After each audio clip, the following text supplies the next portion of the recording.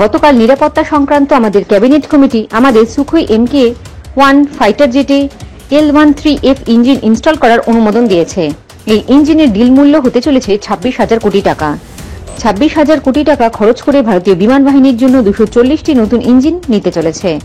ভারতীয় বিমান বাহিনী পরের বছর থেকে এই ইঞ্জিনগুলি ডেলিভারি পেতে শুরু করবে এবং পরবর্তী 8 বছরের মধ্যে 240টি ইঞ্জিনের ডেলিভারি পাবে।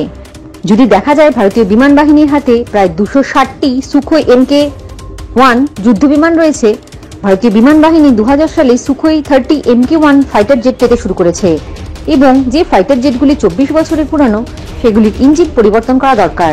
আমরা যদি যে কোনো ফাইটার জেটের পুরো জীবনের দিকে তাকাই তাহলে দেখা যায় একটি ফাইটার জেটের পুরো জীবনে 2 থেকে 3 বার ইঞ্জিন বদলাতে হয়।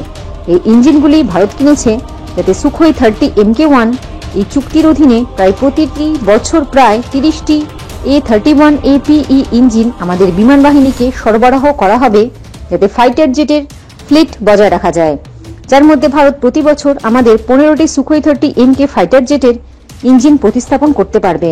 অর্থাৎ 240টি ইঞ্জিনের সাহায্যে ভারত আগামী 8 বছরের মধ্যে আমাদের 120টি সুখোই 30 MK-1 যুদ্ধ বিমানের ইঞ্জিনের প্রতিস্থাপন করা যাবে।